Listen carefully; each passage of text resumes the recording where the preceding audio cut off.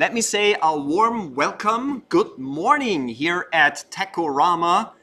I'm very happy to be here with you to spend the next 60 minutes talking about WebAssembly, taking a peek behind the curtain. If you expect to see a lot of Blazor stuff and application level WebAssembly things, you will be disappointed. Today, we are going to take a look at the very fundamentals of WebAssembly. We are going to remove the curtain and take a look at what WebAssembly really is. And I'm going to show you examples in WebAssembly Text, in C, in Rust, and maybe also a little bit in C#. My goal in this session is not so much giving you some details about how you can benefit from all these things in your daily work. I want to give you some knowledge of the fundamentals so you can make better decisions whether WebAssembly is a good technology for you, and you are better equipped in certain ways that you can do better error handling and things like that. So some people are still coming in. I know it's early and I was a victim of traffic myself. So I just arrived a few minutes ago. So let's just wait to get everybody seated. Super happy that so many people found their way here at this early morning hour. So let's get started. But I don't have any slides, by the way, so don't expect any slides here. We are going to just take a look at code. We are doing all live samples. I have the code prepared. I will not write a lot of code, so this is what we are doing. By the way, if you want to recap the things that I show you here, I record this session, and if recording technology works out, I will put this session on my YouTube channel. I already put the session from yesterday on YouTube. You can already watch it, and this session will be there too. So you do not need to take any notes. So let's start by taking a look at the WebAssembly homepage. And this is the WebAssembly homepage. Let me zoom in a little bit. And let me quickly show you what WebAssembly is all about. Let's read the definition of WebAssembly together. WebAssembly is a binary instruction format for a stack-based virtual machine. Wasm is designed as a portable compilation target for programming languages, enabling deployment on the web for client and server applications. Everything clear? Well, when I read that for the first time, I thought, okay, and what does that mean? And that is exactly the question that I would like to answer in this session. Let's dissect this definition of WebAssembly. First, let's start in the middle. Here you see that WebAssembly is a portable compilation target. What does that mean? The word assembly means that we can take any language that we like, C, C++, Rust, C#, whatever you want, and compile it down to a binary instruction format, assembler language. But this assembler language is not an assembler language which is tied to a certain CPU or operating system, but it's portable. So that's the first very important point that you have to take away from here. WebAssembly means that you take your favorite programming language. You use WebAssembly as the compile target. So you're not compiling down to WinX64 or something, or Linux x64. You're compiling towards WebAssembly. And then you can take this code and move it to any platform you like, including but not limited to the browser, and run it there. Does that sound similar? Or some kind, is that the déjà vu for you? Well, maybe it is, because as experienced C# developers, you maybe know this goal. It's the same goal as intermediate language in C# has, right?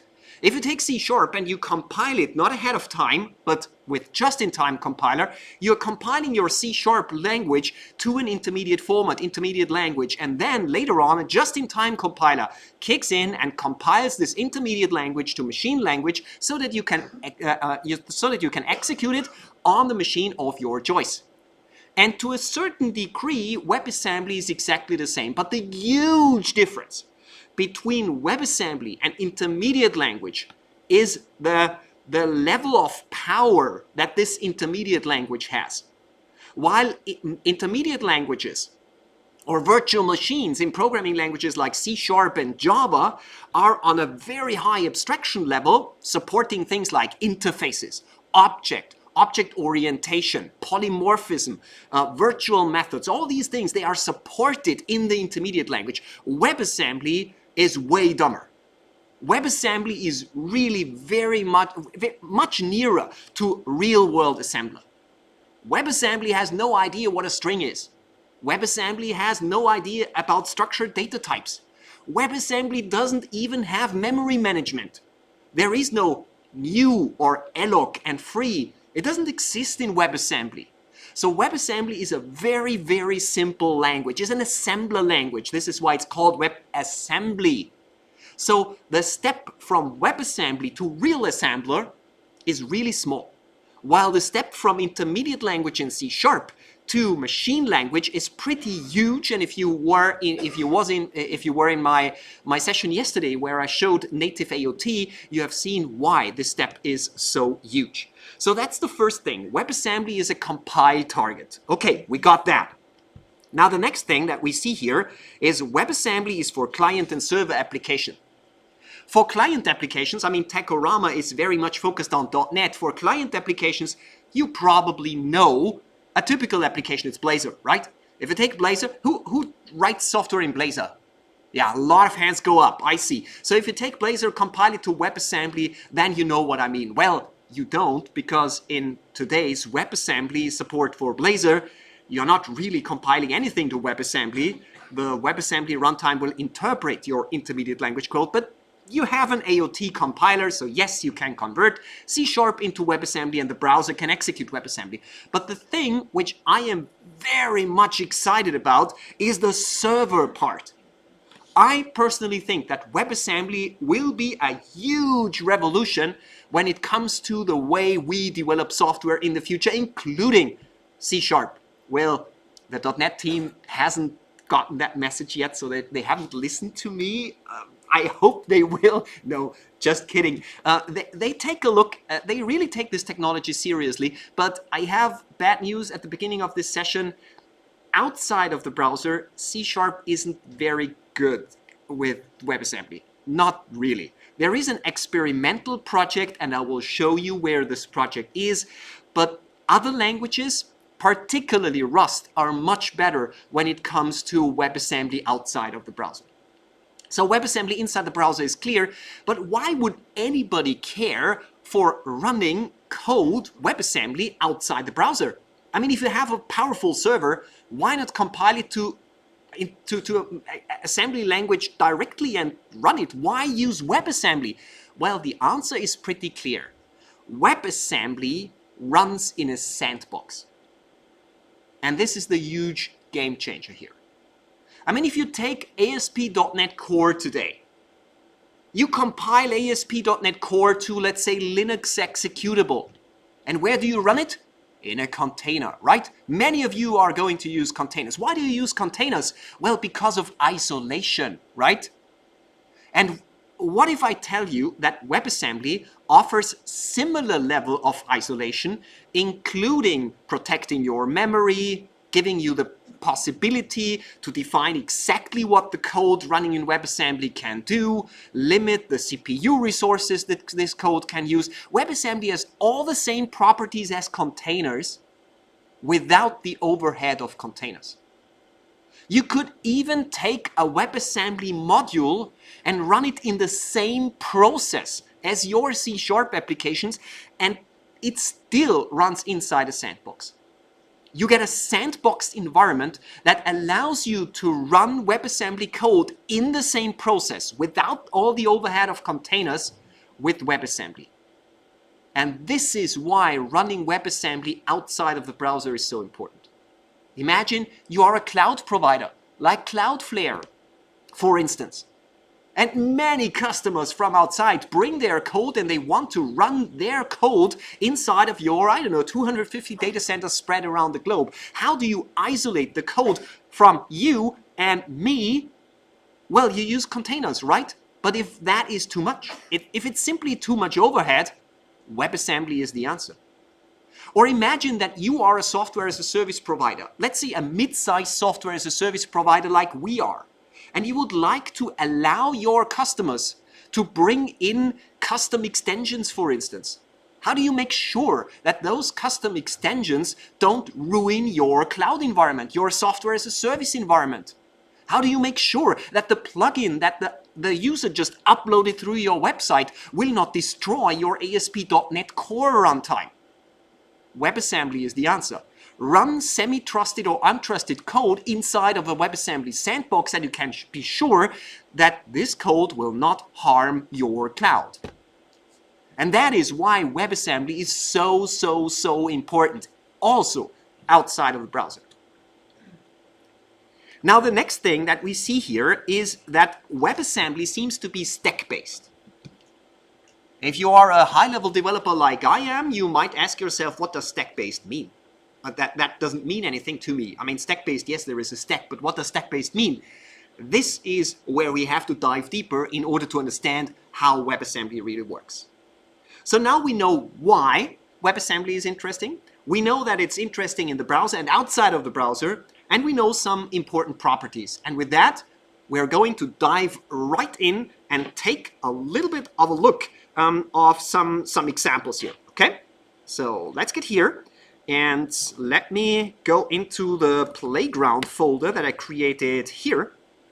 And here, let me delete everything that I have here. Let's create a very simple example here. The first thing that I'm going to create is, let's say, a hello.c. So I hope you can see everything well. I will zoom in even more, so I hope you can see everything and I hope you can read everything. If not, please wave at me, then I will increase the font size, okay? So let's write a little bit of C code. Let's do it like that here. And even if you are not a C developer, you should be able to understand this program, right? It's just a printf hello world returning 0 from a main method. Pretty simple. Now let's compile this application, but this time we are not compiling it to assembler for Linux because I'm working on a Linux environment here, but we are compiling it to WebAssembly. See that one? This is the WebAssembly compilation.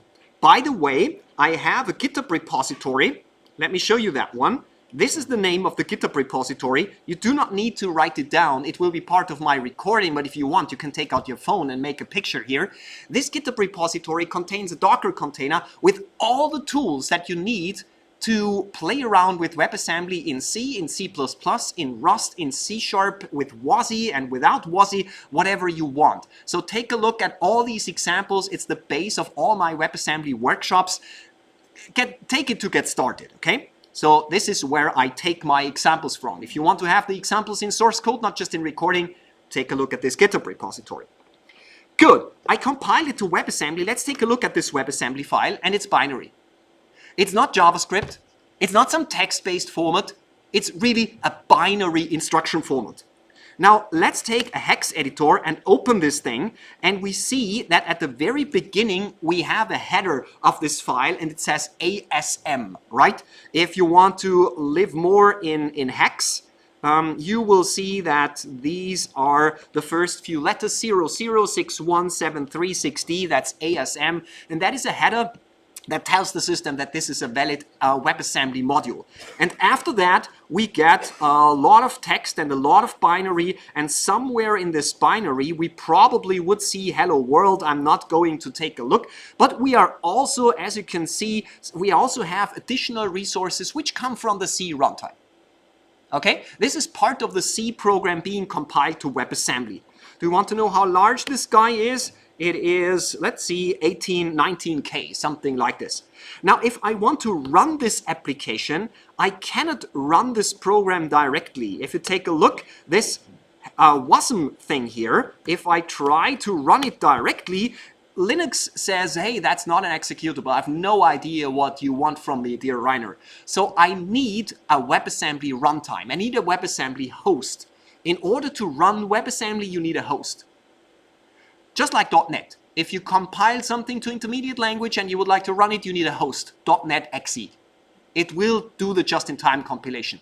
If you have some JavaScript and you want to run it, you need something like Node, for instance. So you need something that hosts the WebAssembly module. This host can be a ready-made host, I'm going to use the host Wasmtime, but there are more WebAssembly hosts outside. So take a look at Wasmtime, Wasmer, Wasm Edge, and a lot of other WebAssembly hosts are outside, and you can use them directly in your application or in the command line. Now, this WebAssembly host, Wasmtime, is perfectly fine compiling or interpreting, depends on the WebAssembly host, your WebAssembly code and run it directly outside of the browser. And the good news is, it's absolutely not difficult for you as C# developers to be a host. So if you got a WebAssembly module from somebody else, and you would like to host it directly inside of your C# application, thus this is a pretty simple task, because I just showed you Wasmtime and I used it in the CLI, but guess what? If I go to NuGet, and the same can be done for Rust and Go and so on, and you look for Wasmtime, then you will see that Wasmtime is not just a CLI, but Wasmtime is a NuGet package. So what you can do is you can take Wasmtime, embed it in your C# application, and then run any WebAssembly module in any language, C, Rust, whatever the source language is, and host it in process inside of your C# application in a sandbox. So the code that you execute cannot harm your C# application. You understand what that means for plugins? That's the last plugin standard that was ever invented, and this is exactly why I'm so excited about WebAssembly. I am in the business of multi-tenant software as a service, and extensions are a huge part of the work that keep me awake at night. And WebAssembly is this light we are heading towards. We are not there yet. There are still things missing, but we are on the right track. This will be the plugin system of the future of your software as a service solution, by using NuGet. If you are more into Rust, hey, don't worry, I have you covered, or Wasmtime has you covered. Just take a look at our crates.io, and guess what? Here we have Wasmtime for Rust. Do you want to host it in Python? Do you want to host it in JavaScript? I don't care, no problem. You can use all these languages acting as hosts. I will show you a little bit of code later on to host all this stuff. Now you saw that this works pretty neat. But now we want to take a closer look at what's going on behind the scenes. And for that, I am going to create a WAT file. WAT stands for WebAssembly Text. That is the lowest level you can go with WebAssembly. I mean, you can type in hex codes on your own if you like that. I'm pretty bad in writing code in hex, so I need some text format. And WebAssembly Text is exactly the format that you want to use. It's the assembler language that you write as a human being, if that is something that you're interested in. So WebAssembly Text. If you want to learn WebAssembly Text, just go into the MDN, the Mozilla Developer Network, and look for WAT for WebAssembly Text. And here you will find a lot of documentation, as you can see it here, including, let me go here, a reference. Where is the reference? Somewhere here, there is the, here it is, the API reference, as you can see, instruction reference. So if you want to learn more about different instructions that are there, for instance, how does the equal instruction work, then you can go in here, and here you have a nice little sample with an online playground where you can type in some WAT. Yes, this is WAT, and we are going to take a look at that. And you can learn about how the equal operator works, right? So the MDN, the Mozilla Developer Network, is a really great source if you want to learn the very basics of WebAssembly Text. Now let's check this simple example out before we go into a more interesting, more elaborate example. Well, what we see here is a module. Let's start with that. Let's start with that very thing. So let's simply write module. And guess what? This is the, guess what? Pun intended, no pun intended. We just wrote our very first module. I can already take this thing and say what to wasm demo.wat and compile this thing. And if we take a look, then we now have a demo.wasm file, which is only 8 bytes. This is probably the smallest WebAssembly file you can create because it does exactly nothing. It has no content, it has no data, it's just an empty module. Of course, we can take a look at this module. If you want to take a look, here it is. Let's fire up the hex editor again, and you see it's just a header, as you can see it here, and a bunch of zeros, so nothing very interesting going on here. So let's check out this example. This example has a main method, as you see it here, and with these three things here,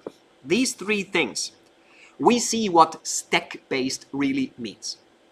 You have to understand that every operation in WebAssembly needs their input parameters being on the stack. So if you want to execute equal, which is a binary operator, A equals B question mark, the result is either 1 for true or 0 for false. And here you see exactly how all the different WebAssembly operations work. You put the first operator on the stack. This i32.const will push the value 10 on the stack. Then you push the second operator on the stack. This i32.const2 will push 2 on the stack. So now our stack looks like that. We have first here 10 on the stack. Then we have second here the 2 on the stack. And then let's switch colors. We call the equal operator. And do you know what the equal operator does? It's popping the first value from the stack. It's popping the second value from the stack. It does its job. It compares 10 to 2. And then it pushes the result either 1 or 2 on the stack. So after executing equal, we have the value, in this case 0, on the stack because the two values are not equal. This is what stack-based means.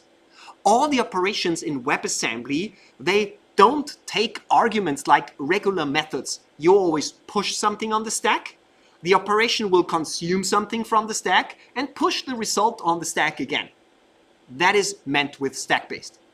And if you compile WebAssembly text to WebAssembly, the WebAssembly text compiler will verify that your stack is correct. So if you happen to, let's say, only push one value on the stack and you simply say run, it will give you an example because it expected 2 i32s, but it only got 1 i32 on the stack. So the stack is invalid. It will not compile your WebAssembly text into WebAssembly. That is not a valid WebAssembly module. Okay, that's a very important thing. So stack integrity is guaranteed by WebAssembly. That is what stack-based virtual machine means. And now you already get an idea what the WebAssembly sandbox really does. Yes, it's called assembler, but it's not assembler with the entire instruction set of your CPU. WebAssembly has a very limited instruction set, and it's stack-based. So if you run external code, potentially harmful code, and you run it, it cannot do any harm to your system because it cannot access different memory locations on your precious computer. That simply doesn't work. It can only access the stack, push something on the stack, pop something from the stack. This is what it can do. So it's not a sandbox with some CPU hardware security features. It's not a sandbox like with containers where you have Linux namespaces protecting your memory or your other processes from the malicious code. No, it's a sandbox because it simply limits what the code can do. There isn't simply a statement with which you could do harm. Now, where's the risk? Well, the WebAssembly host, systems like Wasmtime, could have a bug. If a system like Wasmtime has a bug, then maybe something might go wrong. Because then the runtime will interpret or compile code in a wrong way. So there is still a place for containers. There is still a place for virtual machines. But for many cases, if you trust Wasm runtimes like Wasmtime, then it is maybe good enough, probably good enough for most applications. So this is what is meant with stack-based. So let's take a look at a more interesting example so you get a little bit more idea what I am talking about. Let me show you an example that I often show, And I have to tell you a little bit, maybe you have seen one of my videos in the past and you know this example, but I will add a little bit of extra today. We will see how it goes. Do you know Advent of Code? Probably many of you know Advent of Code, right? And if you take a look, I don't know, at something like this, Advent of Code is a coding contest, if you want. It's running every December. It starts on December the 1st and it ends at December 25th. And every day you get a small little example. And what I did in order to demonstrate the power of what is I took this small example. I will spare you the story behind it with Santa Claus and its elves and so on. I just tell you what the task is. You have a string input. This is the input. This string input is divided in sub-areas with empty lines. See that one? So the task is essentially to identify every number and to add up all the numbers before an empty line occurs. So this would be 6,000 and in this case. Then we have 4,000 and we have 11,000. Here we have 24,000 and here we have 10,000, and we have to go through the whole text file and find the block with the largest sum, and this will be the answer of our small little coding example. It's very simple. The first day in Advent of Code is always something for beginners, but if you want to give it a try, it becomes pretty hard at day 15 to 20. You will spend hours solving these riddles. But this riddle is simply, it's simple, and we will take a look at how we can solve this with WebAssembly Text.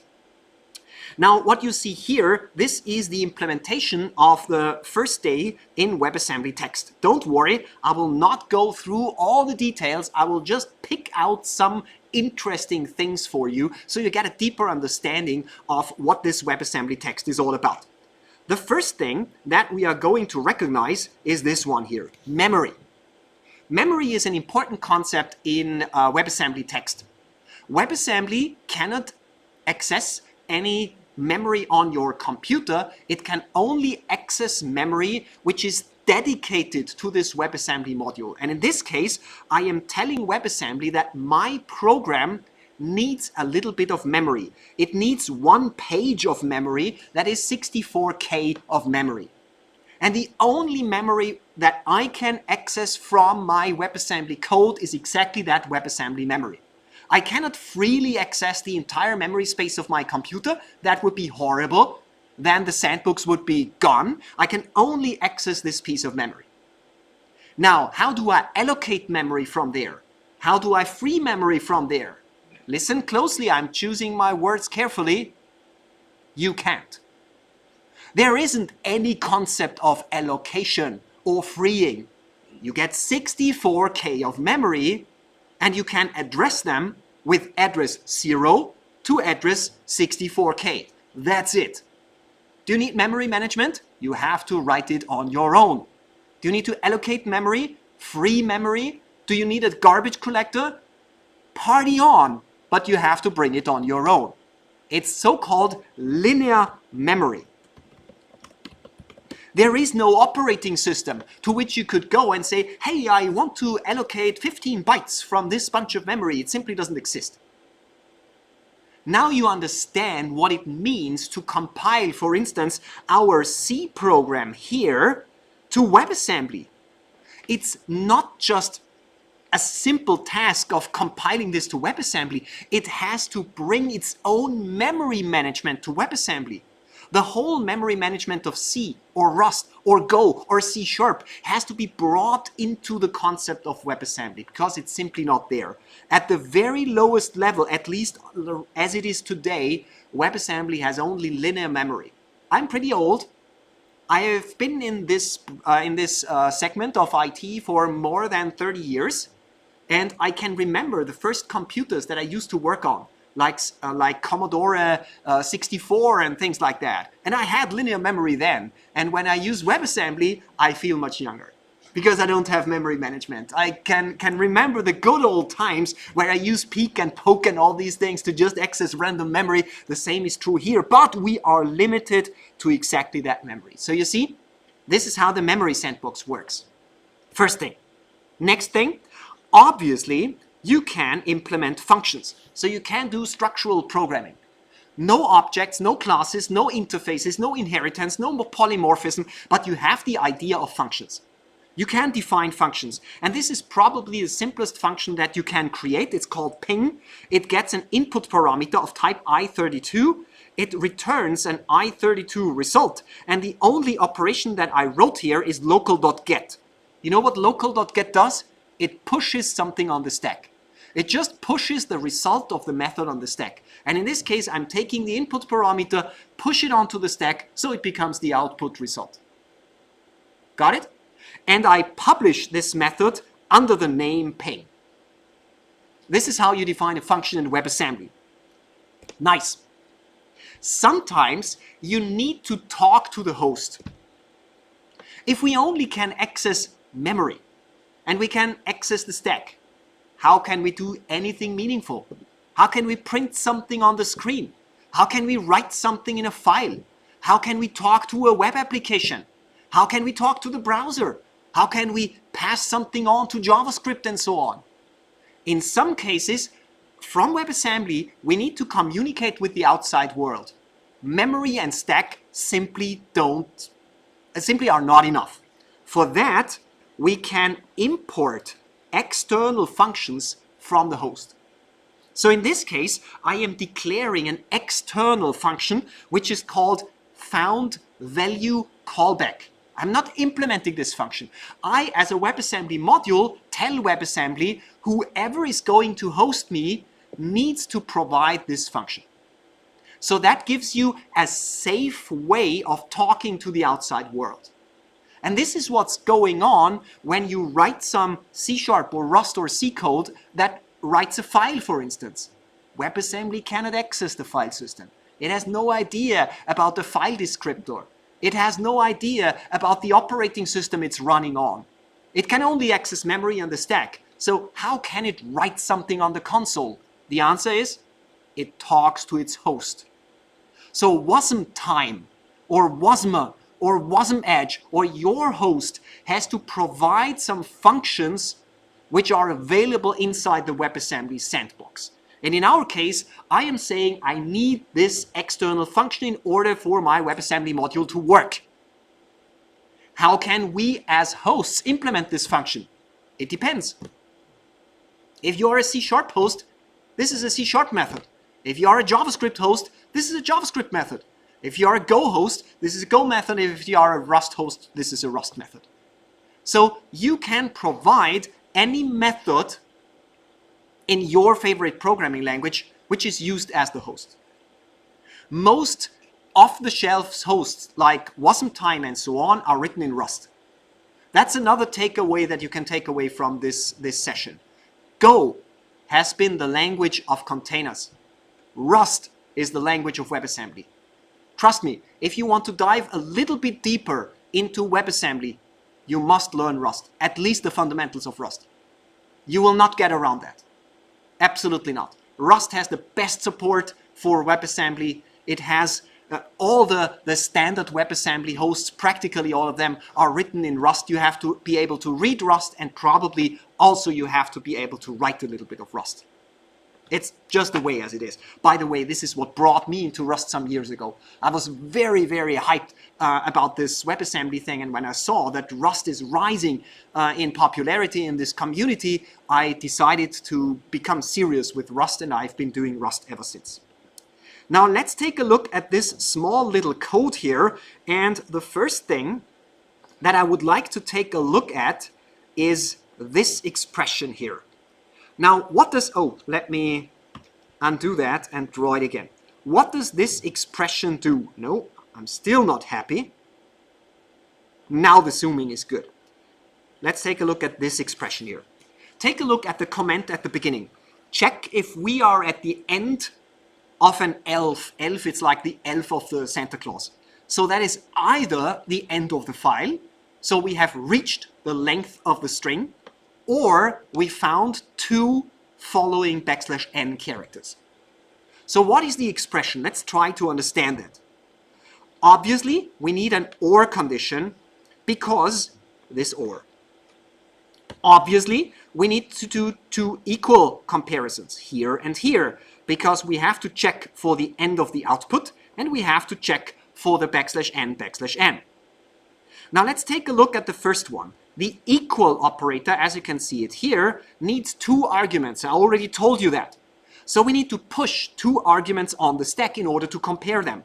So we take the current index within our string and we push it on the stack. Then we take the total length of the string and we push it on the stack. And then we can execute the equal operator.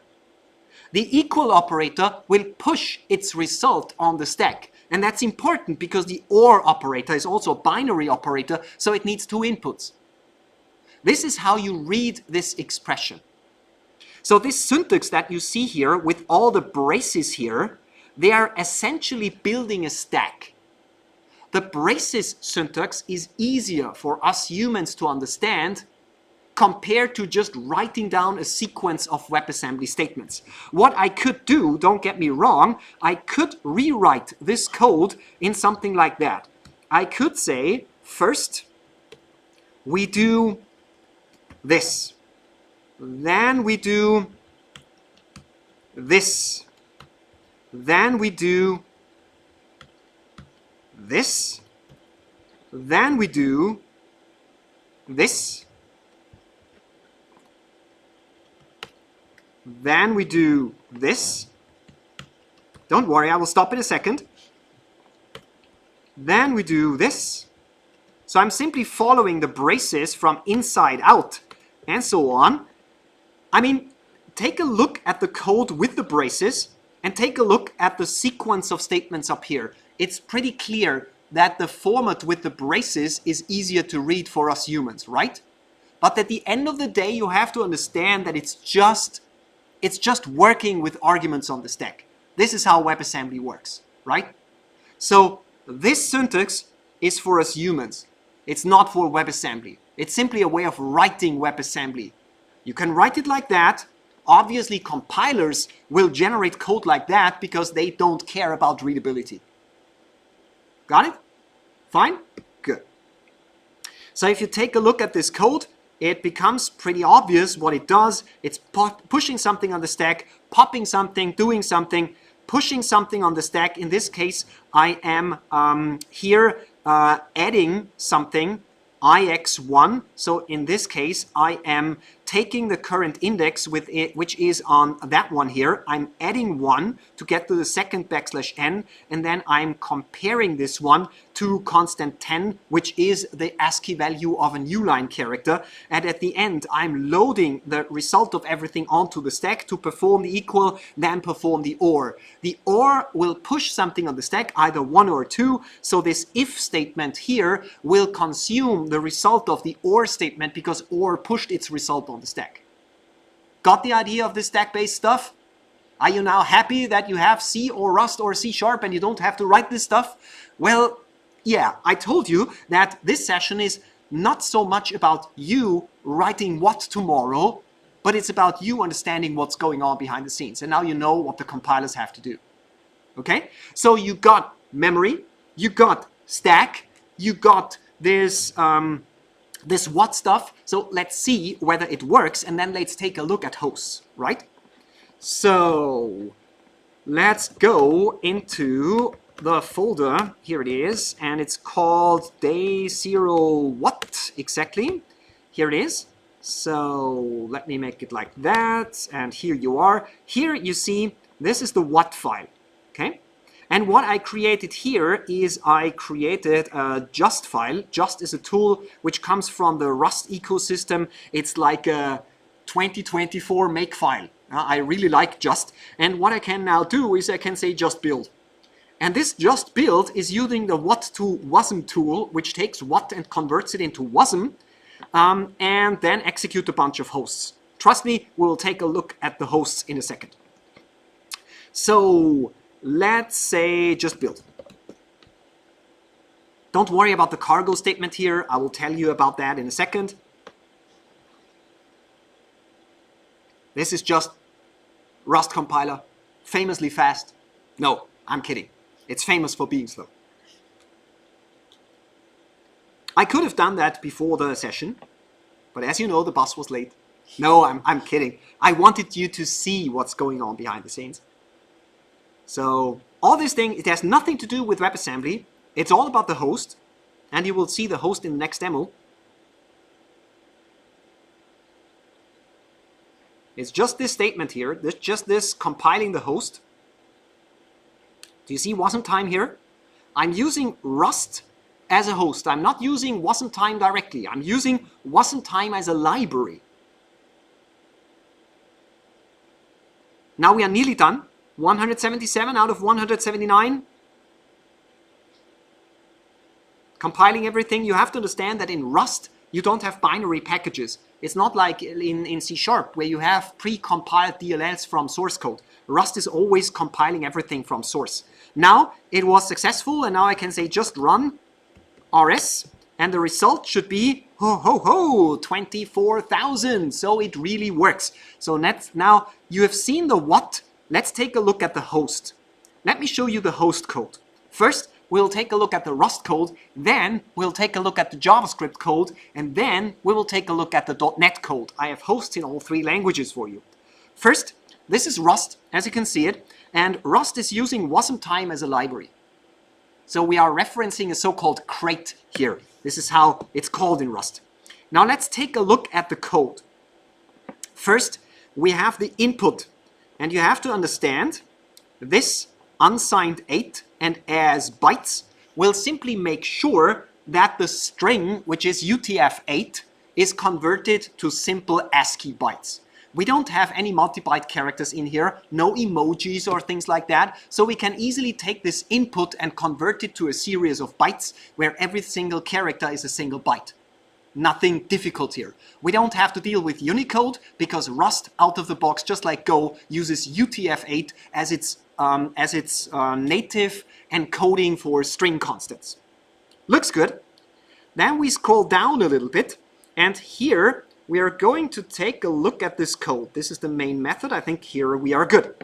You do not have to fully understand the entire code. If you are new to Rust, don't worry about the details. Just follow the big picture. Here we are loading the Wasm module.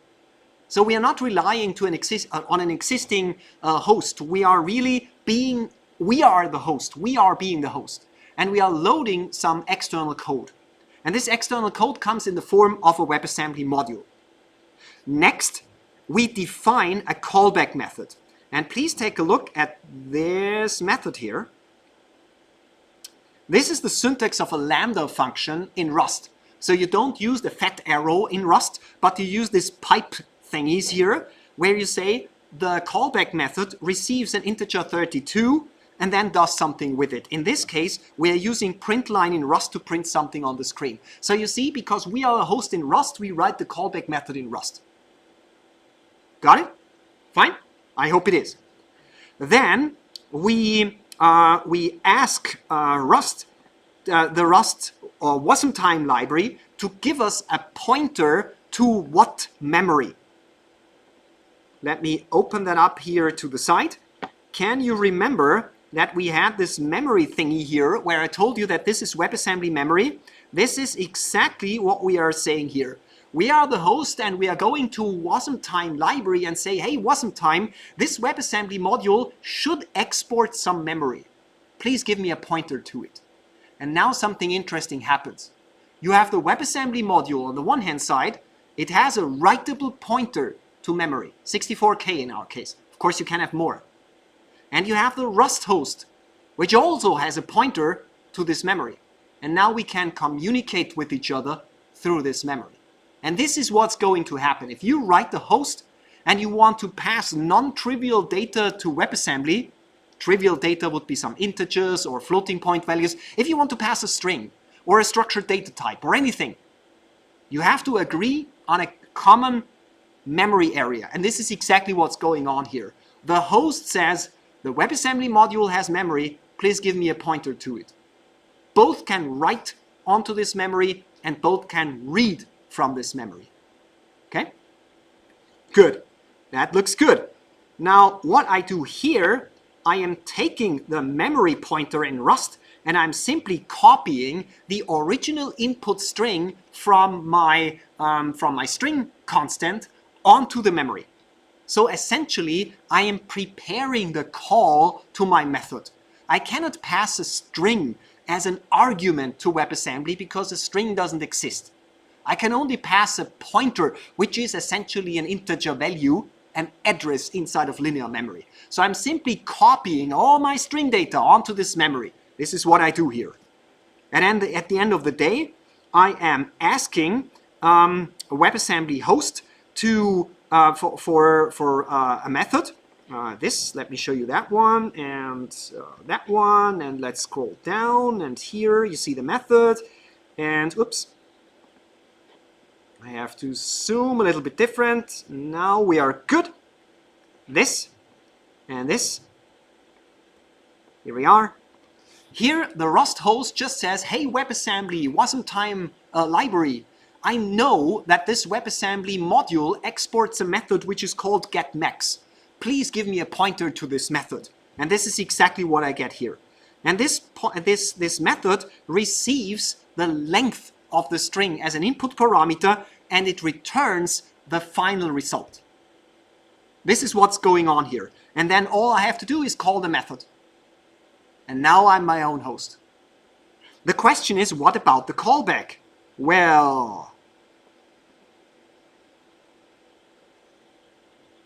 here we are. Inside of WebAssembly, we can now call back to the host. We can tell the host, hey, I have an intermediate result for you. And this is exactly what we have defined here. See? This is the found value CB. See that one? And this is exactly the callback that we do here. So you see, we have a duplex communication. From the host, we can call methods.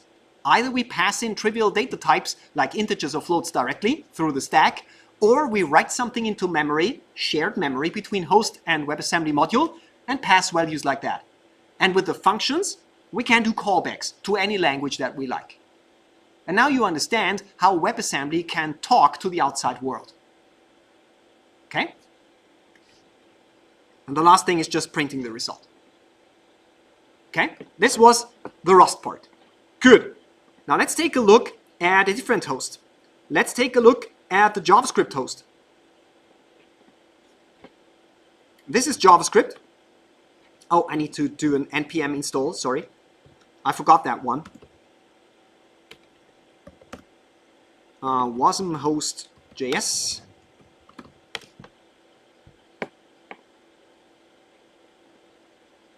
My only dependencies are TypeScript and the metadata, the type information for Node.js. That's all I have. So again, TypeScript. Now this is the TypeScript code. As you can see, same here. It's a string constant, but now we have a problem. JavaScript strings are not ASCII or UTF-8 by default. They are some kind of Unicode whatever. I'm not an expert in Unicode, so I know that it's not UTF-8, but it is something. Something other than ASCII, okay? So what we need to do is first, we need to read the WebAssembly module. Okay, looks good. Then we have to instantiate WebAssembly from this module, but wait. Let's check out the package JSON again. Where's the library? Where is Wasmtime? In Rust, we needed the Wasmtime library in order to host WebAssembly, but in JavaScript, we don't have Wasmtime, exactly, because JavaScript is its own host. JavaScript has hosting capabilities for WebAssembly built in, because you know that WebAssembly runs in the browser. So JavaScript doesn't need an external library. It simply can. It simply can work with WebAssembly. Everything is built in. It doesn't matter if you are in the browser or if you are outside the browser. JavaScript has everything built in that you need in order to run WebAssembly. Okay, so therefore, we can simply initiate this thing. And this time, we are writing the callback method as plain JavaScript. Because we are in JavaScript. Before, we had to write it in Rust, right? And the rest is pretty simple. Again, we ask WebAssembly for the memory. See, here. We just tell JavaScript, hey, the WebAssembly module exports memory. I need to get a pointer to this memory. Then we use a built-in class in JavaScript which is called uint8array. It simply wraps a managed JavaScript object uint8array around WebAssembly memory, and then we can use the text encoder class, which is also built in JavaScript, to encode the JavaScript string into UTF-8 and write the result into the shared memory. So here we have to do a conversion. We have to deal with translating our JavaScript string into UTF-8, into something that not UTF-8, into ASCII, in fact. We have to make sure that WebAssembly can decode it. And last but not least, we call the method and print the result. We are happy. It works exactly as planned. The structure of the code is pretty similar, but the key takeaway here is that for JavaScript, you do not need an external library to host WebAssembly. Everything else, pretty clear. Do you want to see the C# code? Of course, I will show you the C# code. Let me show you this one. This is referencing the Wasmtime NuGet package. And it will be pretty fast in going through this C# code because, well, the code looks surprisingly similar. See, here we are writing the callback method in C#. We are loading the WebAssembly module from disk. We are taking our entire string. In this case, I am making sure that the string is encoded in UTF-8. This is a rather new feature in C#. You can use the U8 postfix at the end of the string to make sure that C# is not using Unicode but UTF-8 internally, so it's easier for us to handle that. We copy everything into WebAssembly memory. This is what we do here because we have a shared memory between WebAssembly and C#. And at the end of the day, we ask Wasmtime for the pointer to the getMax method. We run this method and we print the result. This is the host in C#. And with that, you have seen that WebAssembly, the plugin system of WebAssembly, is essentially pretty simple if you have a library or a system that can interpret or just-in-time compile WebAssembly code onto machine language. Okay, we have 8 minutes left, and there is one important piece missing for you to understand the entire WebAssembly story. And for that example, I will go back to our very, very first example, to this one. Here, we have the printf statement. Now, printf wants to write something onto a stream, right? Onto a, in this case, the console, standard out. To be technically more correct, to a file descriptor. To standard out, which is Linux or Windows, just a file. It happens to be connected to the display, but that's fine. How does that work? How do we know? How does Wasmtime know what to export, and how does C know what to call? They have to understand, they have to come to a common understanding that there is a function write to a file that this program needs. So let me go back to this folder here. It was the playground folder, and if I can remember correctly, we have this hello wasm, and now we are going to decompile the wasm file. Before we had what to wasm, and now I say wasm to what. It's taking binary wasm and creates what from it. Hello.wasm. And I think I say out, this is just hi.what, something like this. Now I should have a hi.what. And if we scroll down, we see that there are a bunch of imports which look rather strange. They say fd close, fd seek, fd write, fd stat get, and things like that. Looks like file descriptors, right? Looks like these are functions to execute or to access files on the disk. But why? Where do they come from? The answer is this one. WASI is a very important cornerstone when you talk about WebAssembly. WASI stands for WebAssembly System Interface. WebAssembly System Interface is essentially a standardized collection of exported functions. Every host that is WASI compliant needs to export a certain number of functions. file access functions, network access functions, and so on. And whenever a WebAssembly module wants to access files or the network or whatever, it goes through this standardized collection of functions. This is something that was standardized, so WebAssembly knows it and the hosts know it, and therefore it works. The browser would maybe export FD write with the file descriptor for standard out and capture the output and write it to the browser's console. Wasmtime in the console will take this output and really write it on the console. And the good news is that WASI does not just come with this defined functions, but it also comes with a standard for you to make sure that you can restrict the files and network addresses and so on, what this Wasm module can access. So you can define permissions on all these functions to make sure that this WebAssembly module cannot access any file on your disk, but only the folders that you wanted to access.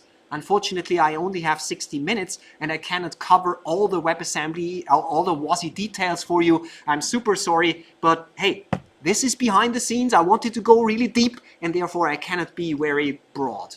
Please excuse me, but now you know the keyword WASI and you can do your own research if you want to learn more. Now, WASI is currently in version 1, but new versions are coming up. And here we have a little bit of, here we are approaching the area where things become a little fuzzy. Let's put it that way. Because if you take a look and if you Google for WASI, with WASI SDK, you can find the GitHub repository here. It's a good source for reading more. And if I scroll down a little bit, you will see that there are some limitations and certain things are not there. It says there is no support for networking, but a new standard for WASI is coming around the corner. And then you have this thing which is called WASIX, see? With the X at the end. Now, what's that? It's an extension to WASI. And what can it do? Well, let me show you that. It's WASI plus networking, plus multi-threaded, plus async, plus file system, plus process forking, plus and so on and so on. But WASIX isn't a standard yet. So we have currently multiple developments going on in the area of WASI, where some people think that we have to take it slow. It's the traditional WASI thing. And some people say we need to be more aggressive and put things out. It's like the WASIX people. And things have to stabilize a little bit. So that is the message that I give you. When it goes beyond the basics of WebAssembly that I showed you in this talk, you're reaching a territory where a lot of development and discussions are going on. This is why I said we are not done yet. And this is why I assume that Microsoft hasn't really engaged a lot in C# support for WASI and so on, because it's kind of a fuzzy target. It's not ready yet. Okay? There is another super important development, which is called the WebAssembly Component Model. Here you have it, the WebAssembly Component Model. And the WebAssembly Component Model goes even one step further. The WebAssembly Component Model tries to define a type system and an ABI, an abstract binary interface, so that WebAssembly modules written in different languages can talk to each other. Currently, if you write a C# application, and you want to pass a C# string to Wasm, and this Wasm thingy is written in Rust, you have a big problem. Because a string in Rust is not a string in C#. A class in C# is not a struct in Rust. The one language has a garbage collector, C#. The other language, Rust, does not. So how can these two languages talk to each other if you compile both of them to WebAssembly? The answer is they can't, currently. If they want to talk to each other, you have to do the heavy lifting.